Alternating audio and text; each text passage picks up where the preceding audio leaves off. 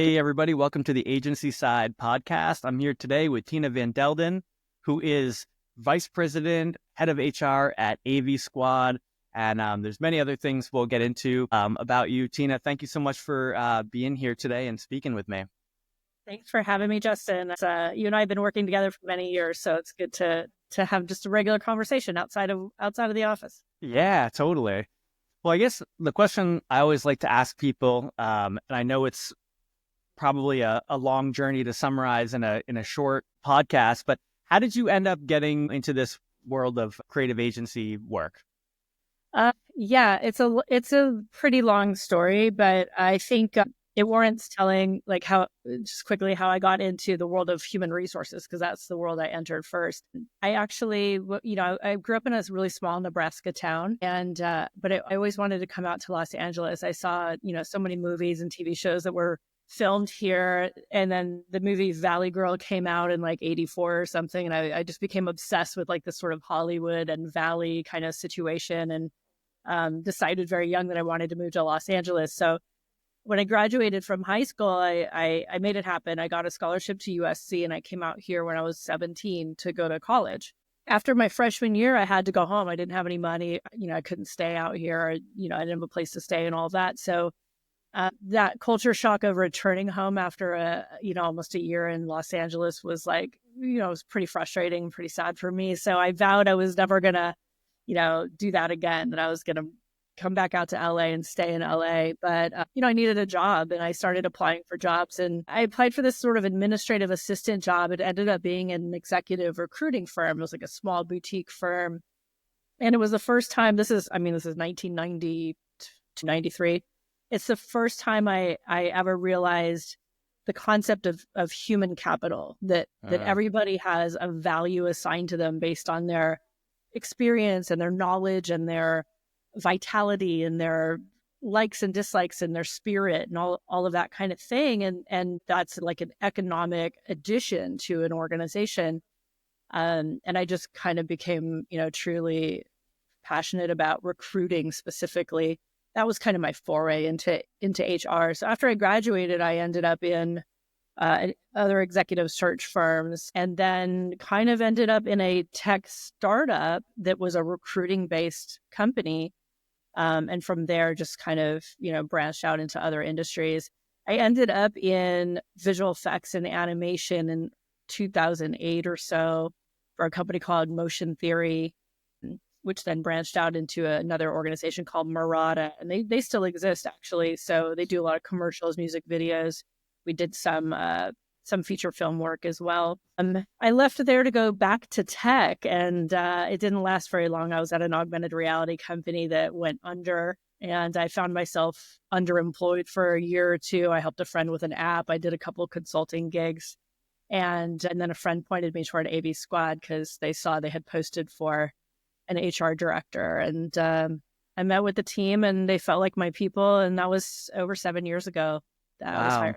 When you were doing executive recruitment, what type of positions were you filling back then?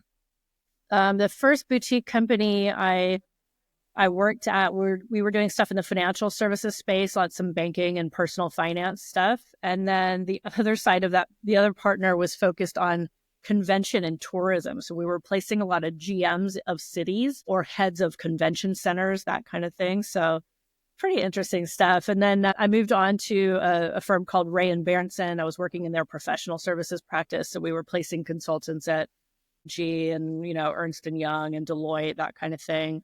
And then from there, I went to Korn Ferry's tech startup, which was a company called Future Step. And they were targeting recruitment in the middle manager level. Nobody had actually done that before. So it was retained search in that sort of 75 to 150K range. Cool. All functional areas and all industries. Yeah, that's pretty interesting. Did you now that you're in the creative agency space, do you feel like personality wise, you match better when you're interviewing people and screening people opposed to the different more tech or financial, or do you feel like you gel more with them, or does it not make a difference to you? It does make a difference. It makes a lot of difference. I think just culturally, entertainment, creative spaces, and generally, hire people from a holistic standpoint of like, I want to hire you and all your quirkiness and weirdness and all the stuff that comes with that, because that's what creates all this amazing art that we see, or, has this perspective or this narrative that we want. I think when you're coming out of professional services, financial services, things like that, I think people are putting on a bit of a costume or a mask to go to the office. And so you're not quite getting the same person. So for me, I prefer my conversations to be more casual, more informal, more about who are you as a person, as opposed to let's talk about your KPIs and what you did to achieve them, and, that kind of stuff. Totally. I can do that too. I can talk the corporate thing. I spent a lot of years in corporate, but this is my preference, certainly creative spaces.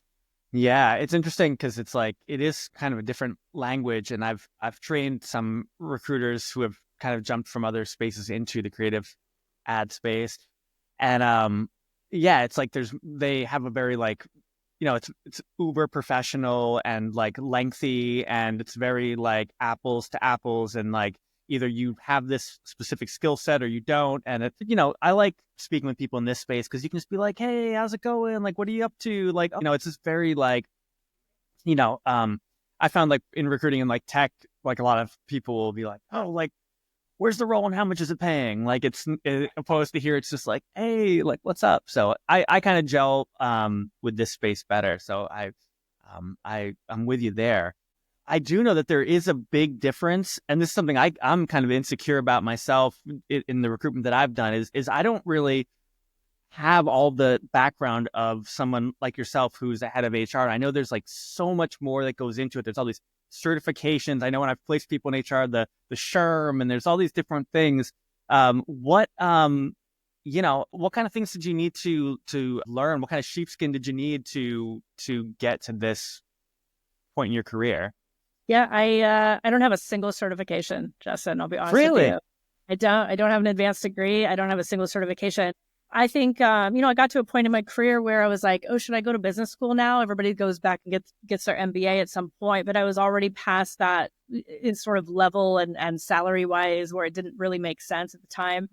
I've been really fortunate to take positions under leaders that I was able to really watch and form my own approach, but learn from. And I think that's really key. I give this advice to people a lot. I've followed this advice. You take like one job you take one job to be a student, and then you take your next job to be a teacher. And I think if you flip flop like that throughout your career, you end up really just making pretty significant gains from role to role.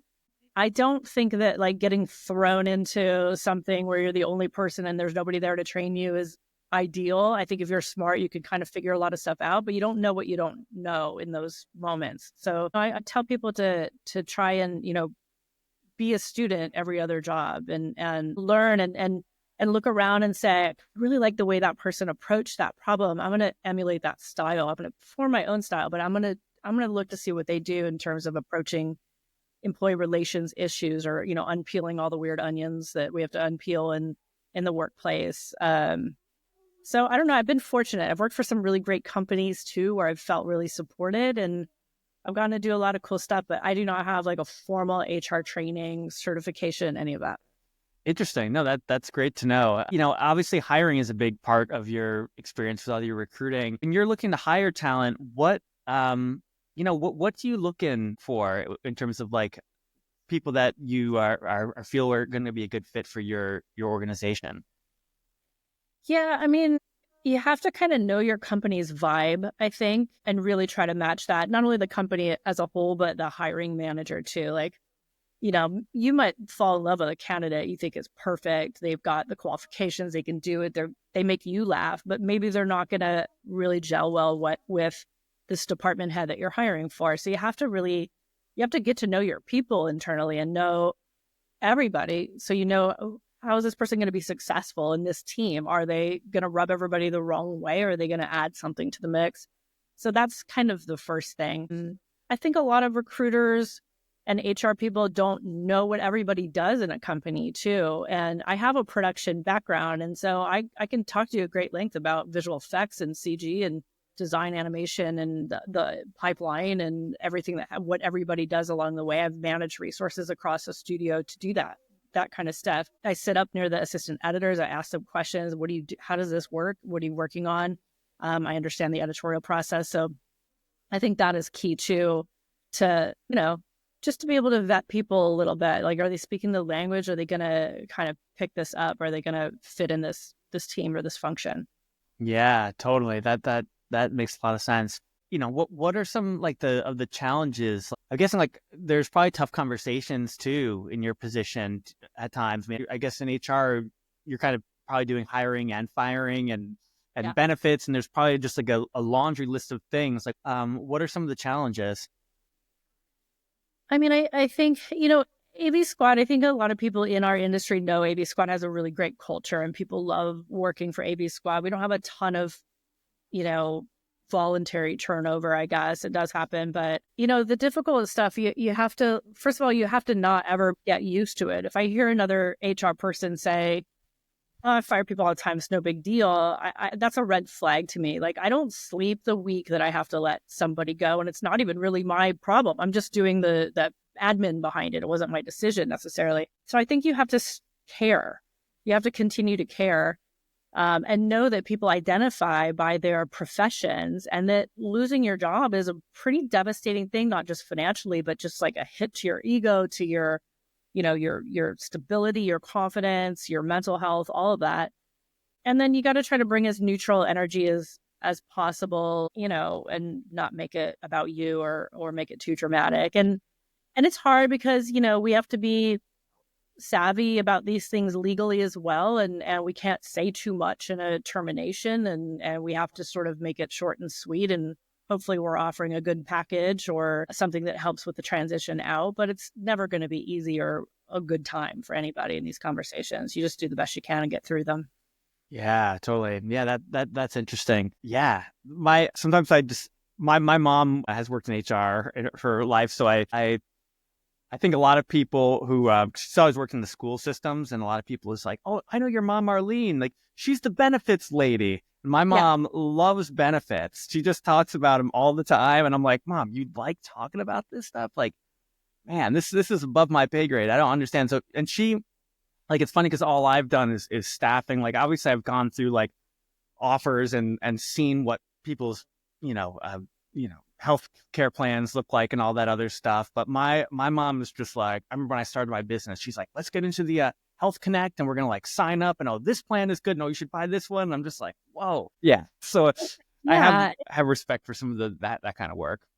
It's a lot to learn. That's not my favorite piece of what I love. For me, recruiting is like my first love and my greatest love in this realm. But yeah, I got to also do audits and enroll people in benefits and meet with my broker every year to figure out if we're doing all the right stuff. And I got to train people and administer the 4K and all these sorts of things. The HR function is really a legal and compliance function at its core, but it's one where you have to take into account the dynamics of people coming together in a large tribe and trying to figure out how that all works and what the dynamics are of that. So.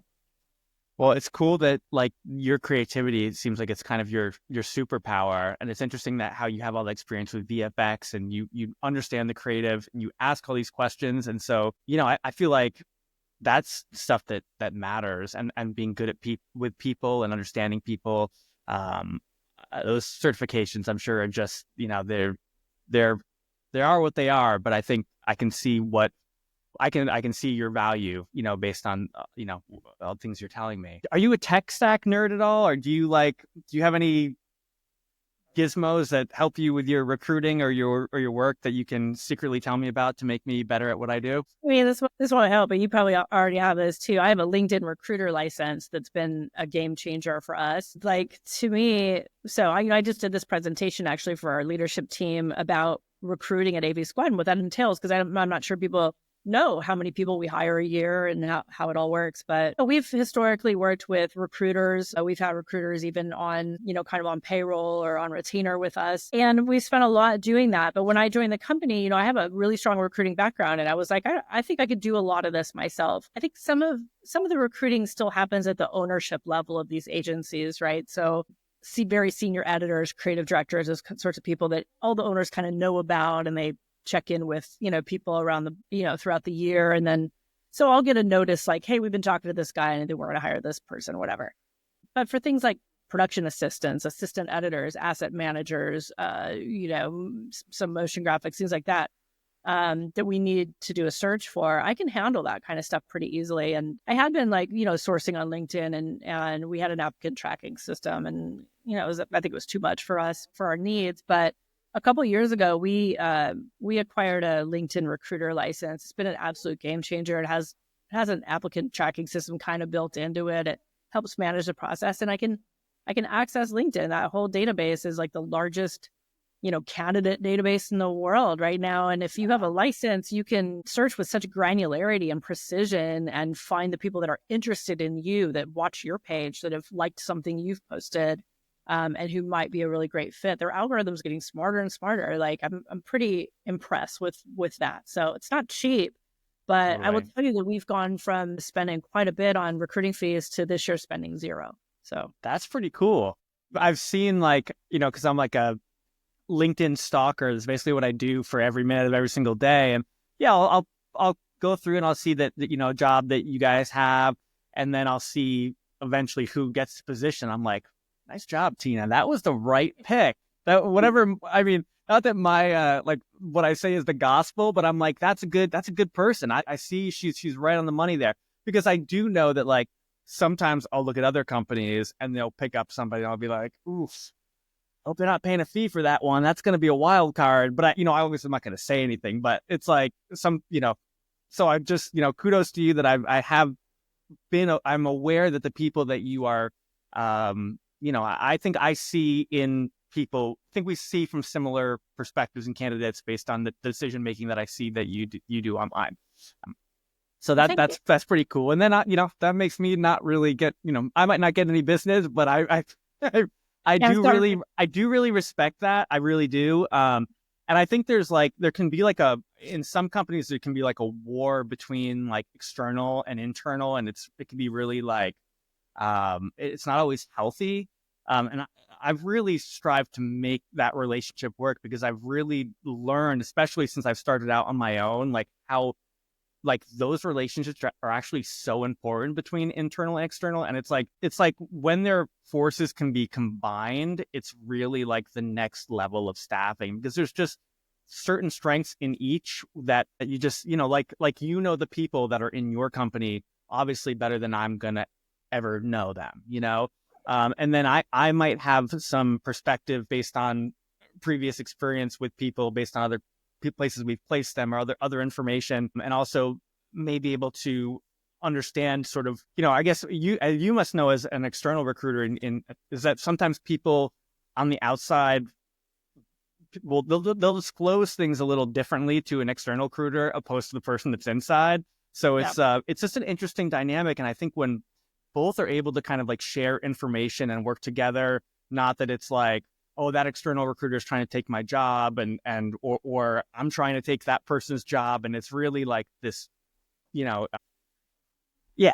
there's synergy, I've found it to work really well. I know I'm kind of rambling, but you get my point. That's true. But I'll tell you, I'm really discerning too, because I came out of very rigorous process-oriented recruiting environments, from, start to finish all the way through. And I do meet a lot of recruiters who don't have the depth of that experience. And certainly there are different motivating factors, right? When we're hiring an external recruiter, of course, you want to place the best person for it. You want the best chance of placing somebody with us. You want to try to get the highest number. That increases your fee as well. Justin, I've always liked working with you, but and there's, maybe one other recruiter that I like working with, but in this industry, there's a lot of recruiters that are just playing a numbers game, and they're just throwing resumes at you and doing some kind of not real above board stuff too. So, I've gotten, a lot of recruiters will send a resume for a position I don't have open and then claim that they own that candidate for a year and things like that. So to me, I didn't even open the resume. How do you own this person? If I hire them 8 months from now, when I actually do have a position open, it's not because of you. Totally. There's a lot of recruiters that aren't doing a lot of that candidate development work, that aren't checking in with their candidates to say, what are you really motivated by here? You like these guys are not the high price leader, but you're going to enjoy this culture the best, and helping kind of make those arguments for us when a recruiter might be submitting that person to several agencies and we're in a competitive position we don't even know about necessarily. Yeah.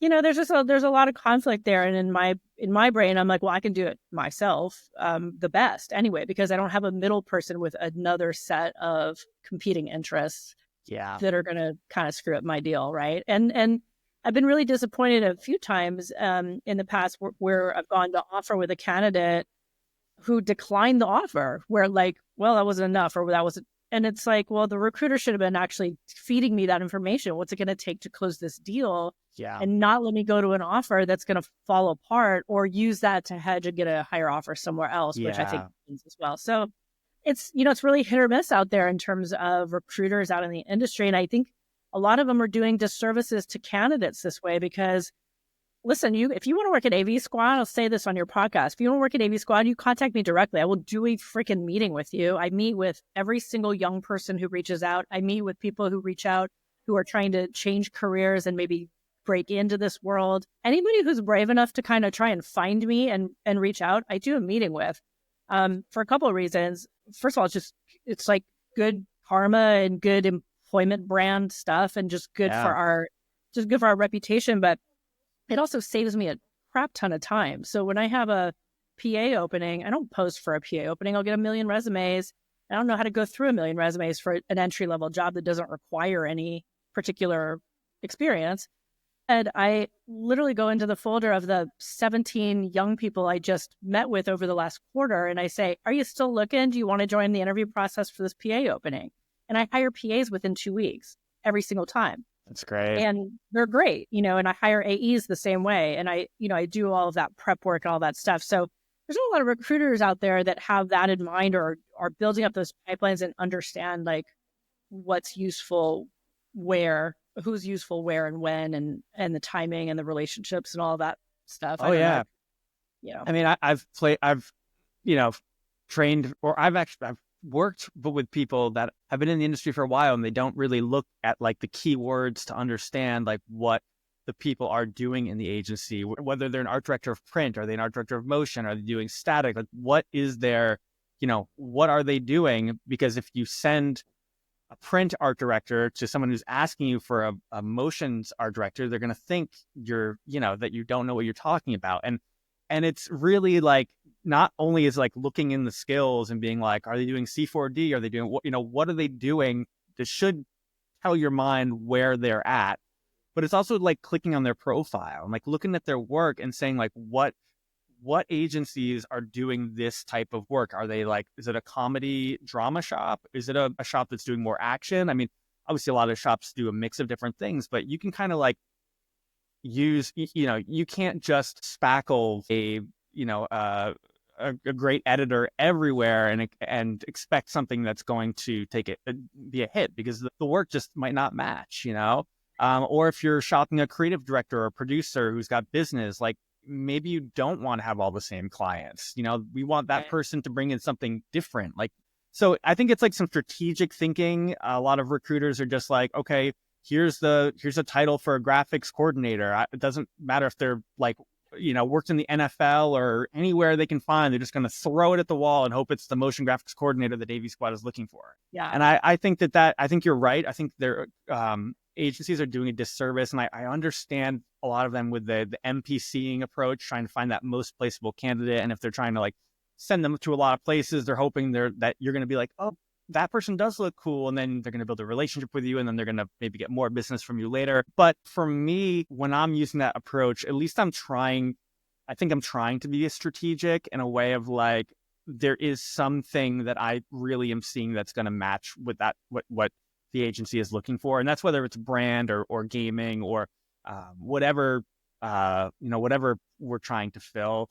I try to think about it. I mean, I have sent people, obviously every recruiter is going to send a candidate that's not a fit sometimes. No one's perfect, but I think if everyone was executing a little bit better on the agency side, I think recruiting agency side, I think it would help everything. So I completely agree with you. Yeah, there's a lot of noise out there. I just recently we had a position open for it's an asset coordinator position, but in the print side of things, we wanted somebody with a photography background who'd done photo asset management. It's a very specific skill.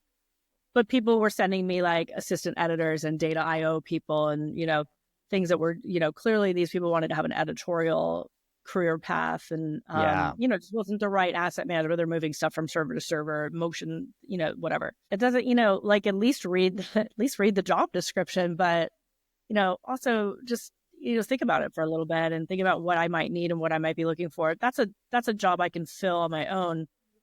So what are you bringing that's special to the table? And by the way, I meet great candidates all the time that aren't a fit for us or aren't the winning candidate. And I share people out too to other, I'm in touch with other HR heads at the other agencies. I say, hey, if you're looking for an AE or something, I've got a couple strong ones that were like backup candidates that are, so great. We would have hired them too if we had the openings. So I want good people to work all over town. I'm not selfish about it. And I know the recruiters obviously want that too for, their own reasons to be able to place people anywhere, but you have to really think about who should go where and is it the right fit for the role?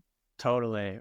I like your approach where you're kind of starting people out, like you're filling these like junior level roles and kind of like investing in these people and speaking with them.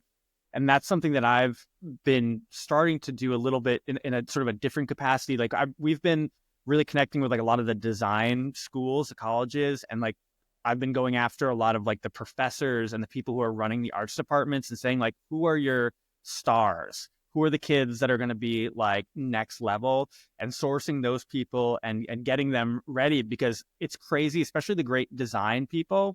All those design studios, they start picking them up so fast. You'll start seeing like Imaginary Forces or Elastic or like all these different places. They're gone. And you're like, how did that even happen? So I started to pick up on that, especially in a lot of trailer houses and even in brand side, if I can make these connections early too, because the future of these kids are going to, they're going to be sitting where we are at some point, and the faster we can get to know them.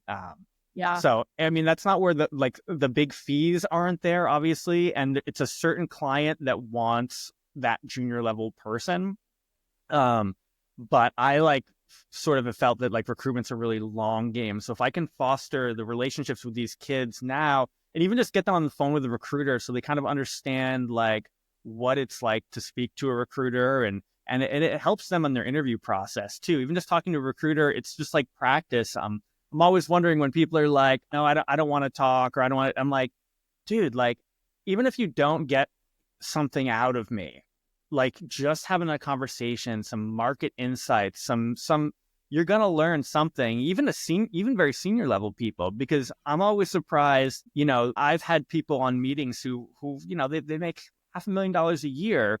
And they go into their meeting and they just like totally blow themselves up. And it could be something they said, could be they didn't turn their like camera on their Zoom. And the client was like, Justin, we really like Jeff, but he didn't really turn his screen on. That was kind of weird. Boom, you're gone. You're a $500,000 guy and you're gone like in a poof. And it's like, or just things like, I remember having one person go to an interview, and it was like dress down day at their job. And they thought they could just still go to their interview that way. And they went in like sweatpants and their hat backwards. And it was like a really senior level role, and just got that message back that like, yeah, we really liked him, but, kind of weird that, showed up at, we're not a corporate place, but it was a little too like the other side. So, Yeah. I feel like there's something to be learned from any conversation. I know I've taken the conversation in a whole different place, but yeah. I agree. And I try to prepare candidates to not have mishaps. I tell people like, hey, we're a casual work environment. You don't have to go too crazy when you dress up, but I still expect you to come like you actually thought about it, like you're trying to, man, you don't have to come in a suit, but maybe not come in like the ripped jeans and, crop top or holy, whatever. Yeah. You still want, you want your candidate to have cared and thought about it. And come in. But I used to talk to a lot of school, to go back to your you recruiting at like the schools, the design schools, I used to talk to a lot of classes, and I was always really surprised because they would come in and it would be a career class, right? Of like motion graphics kids, mostly After Effects, maybe a couple guys know C4D, whatever. And they would come in and they were supposed to be seniors and getting ready to graduate. And this was the course that was preparing them for all that. And we'd get to Q&A and I'd say, okay, has anybody talked to you guys about how to put together your reel? No. Okay, great. Because when I get student reels, it's all the same. You're all working on these group projects together. So I need to know, just on the shot, I did the CG modeling for the dragonfly, whatever. Just overlay it. Tell me what you did. Oh, cool. How long should it be? Okay, well, try this. Don't go crazy. You're a student. I don't need a 3-minute reel. I need a minute and a half, kind of thing. Totally. And I would ask, has anybody told you what you guys should charge? And not a single, class is covering that kind of stuff. So I used to tell young artists, okay, well, there's a couple ways you might get paid. You might get paid as like a 1099 where no taxes are taken out. This is, back in the day. Or you might be run through payroll. So those are two considerations. You might be part-time, you might be full-time. This is kind of the range for maybe entry-level roto. This would be a range for like a junior, designer animator kind of thing. And, kids are really getting training, and people in general don't get training on how to develop their careers, like to do these things, to have these conversations, to walk into a room properly, to turn on their camera. Now, I'm almost 50, so I don't really give a crap anymore. I would just say like, hey, your camera's not on. Is there a reason for that? Or turn it on? Like, I don't care. I want to see, I got to see the whites of your eyes. I'm not going to hire somebody, that I can't connect with, on a camera. But of course, I'm going to do it in person as well. But, even people, those people you're talking about who didn't say, hey, your camera's not on, can you turn it on? Are also people that didn't get training on how to develop their careers or talk to candidates or do all these things. They're just true. These things are just not covered in life. It's like growing up and not learning how to balance a checkbook or a budget or shop for groceries or all these kinds of really practical things, but learning calculus instead. Great if you're pre-science and going into that kind of field. But like, these are real things, and everybody, even the most introverted people, need to know how to advocate for themselves in their professional careers. And so a lot of that's missing. I give people the benefit of the doubt a lot. I give them a lot of grace. I say, hey, look, this person is young, they're right out of school, they haven't worked in an environment where they were interacting with a lot of people because they were remote. Like, just keep that in mind when you're interviewing them and they're awkward or weird. Yeah. But also, awkward and weird people can produce really amazing work. Totally. They're usually the only people I've ever fit in with. But yeah, I mean, there are things in interviews where people, they don't say things in their best interest. And sometimes it's not even just because they're nervous. Sometimes people will go, I think people don't necessarily always see that, like, when you're I'm interviewing somebody, that I'm looking for, like, not just putting their butt in a seat right now, but like what their trajectory, where they kind of like see themselves going. Because yeah, I mean, some company could, I keep saying graphics coordinator. I don't know why graphics coordinators are on my mind. I don't even have a graphics coordinator role, but you could be trying to interview somebody for a graphics coordinator, but they, and you're hoping that they're going to move to an AP, into a producer in graphics, and you're hoping that's the path that works best for you. But they're coming in and they're being like, well, really, I want to be a, whatever. I want to be a, producer, a creative producer, something, or a post-production supervisor, whatever, something completely different. You can't go into an interview and say that that's my cat singing. So you can't say that you want to do something that, it just, you get it. It's like kind of can blow yourself up with some of these things. But you want to know as the hiring company, right? Totally. So, and this happens all the time. I met a young person I really, really loved. He had been an assistant editor at an agency and had been promoted into a production coordinator role in the AE room. But he really wanted to be an associate producer on the AV side of things. He wanted to make that leap. But I needed an AE, and I needed an AE who might be interested in being a production coordinator or a senior AE or an editor at some point.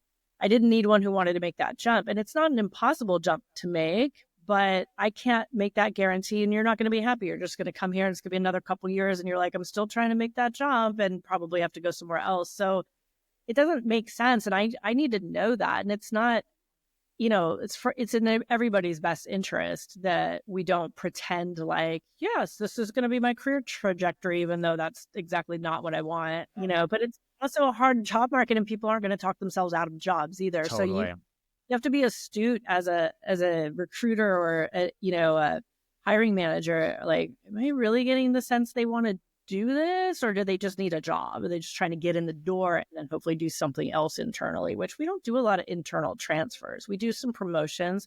We've been really great at developing people and moving them into higher roles, but not necessarily making wild leaps across department boundaries. Totally. Totally. Well, I know we have about 10 minutes left, so there's a couple of things I really wanted to ask you that are maybe even outside of the HR nerdy stuff that I've probably been hitting you with. But I know just from a couple conversations and just doing a little online research before we were speaking that you have a podcast yourself, and I know that you are a fan of 80s metal. Am I in the right spot? That's true. Yeah, maybe you can tell me a little bit about that hobby and maybe a little bit about your podcast as well. Yeah, we're, actually we're on a little bit of a hiatus right now. This is a lot of work. It's like a second job that doesn't pay anything. So that's a super fun hobby to have. But I grew up in, like I said, this small town in Nebraska, in the Midwest, with my best friend, Erica.